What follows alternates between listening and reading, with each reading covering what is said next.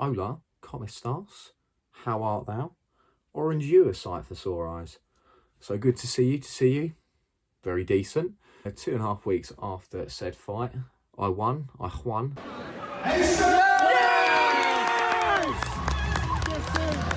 Under said circumstances, which I'm going to talk about now as well, just as like a little bit of a debrief, and then obviously I'll talk you through some other stuff from there as well. So essentially, so there's a bit of jingling going on, distracted. I think I've got ADHD or something like that. Oh, that's put me off now. I would hope. That's put me off now. Well, later. My situation before, during, and a little bit after my fight as well. Keep it as brief as possible, albeit not pants, if you pardon the pun. I followed a relatively rigorous exercise routine, and I was in somewhat of a calorie deficit for the most part of my fight camp in order to keep the weight low and keep the weight off per se. I had to lose muscle for this fight. At the start of fight camp, I was approximately 79 kilos, and at the end of it, I ended up at 71.6, as you'll see on the scales as well.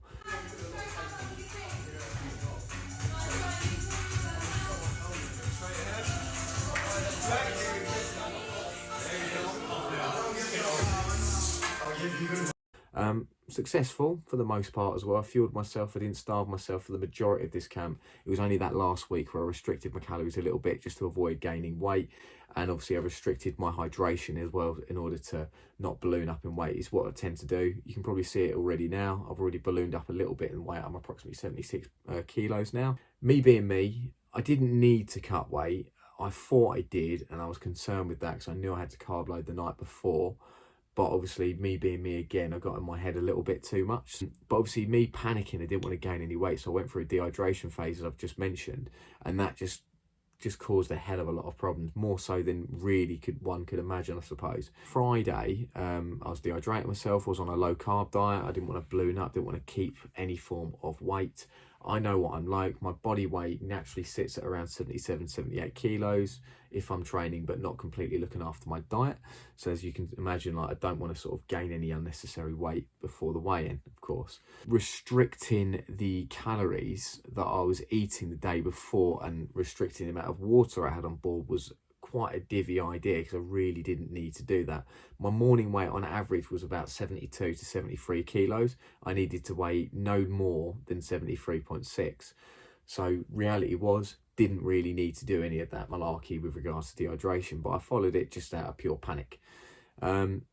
On the day before the weigh-in, I felt great, felt absolutely phenomenal, in fact, felt lean as hell. I took a photo, I'll add that into this video here in the top left or right hand corner, depending on my mood that day. And yeah, as I said, I felt brilliant. I had very restrictive breakfast. Again, I was sipping water at this point. I decided to treat myself to a full large coffee. Mine's a large one, as you fucking know. If you know that quote, then God bless you. If you don't, then perhaps we just can't be friends. Got back home, had a steak and rice dinner, very low in calories, or low in carbs, that we should say. The large coffee mixed with obviously low hydration, low calories, for some reason just sent my body into a bit of a shock. 30 minutes after eating that food, I started getting the shivers. And I'm not talking about any form of drugs, and I'm certainly not talking about any song or quote, insert song, quote, name or thing here. My body just felt really weak. I actually felt quite sick. I felt any time I sort of like moved or even sat down or even laid down, I should say, I just started feeling really vomity. Obviously not very ideal the night before you fight, right? Really not a great idea. Didn't settle the nerves at all, made me quite anxious, and I probably developed a bit of like heavy breathing. I probably was going through a bit of an anxiety attack due to that. But yeah, it wasn't great fun. So did what great advice my greater half told me to do. Took myself out amongst nature and just meditated for a solid hour. Did lots of stretching, just mobilised and just got the breathing down. That seemed to help, got the heart rate down, got me relaxed, which was fantastic. And then obviously the night before, the adrenaline's going. I'm excited, you know. I was always, because it's so excited for this fight, purely based on the fact that I put so much time and effort into it, and I restricted so many things. I was just really looking forward to showcasing my skill set. And fortunately enough, and you'll see in the highlights, I was, you know, I found myself in, you know, quite a good position. I performed really well. The day of the weigh-in, I'd had 2 hours sleep because just the adrenaline was just going. I was too excited. weighed myself in, went back home and just had a real full sort of, you know, oatmeal breakfast with yogurt, granola, blueberries, raspberries, every berry going. It was very nice, thank you for asking. But I just found from there on in, I just had stomach pains. I just could not stomach anything without feeling a little bit sick. At this point, I tried making sure I was sleeping as well, because I had to get to the venue at 5 o'clock. So I thought, well, from now until then, I'm just going to try and sleep. I started developing fluish sort of symptoms. My breath was a little bit shallow. It's all the things you don't want to happen that kind of did happen. So it was very, very stressful. But one message I will say for that sort of reason is I trained under a lot of adversity. I put my body through a hell of a lot of struggle. And I did that for a reason, because I knew that come fight night, it is going to be a tough ride, and I need to just really ride it out and give it my all. Otherwise, I'll just live with that regret. And if you live with regret, it's a lot more painful than obviously living with what actually happened as an outcome, regardless if it was a win, loss, or draw, or whatever.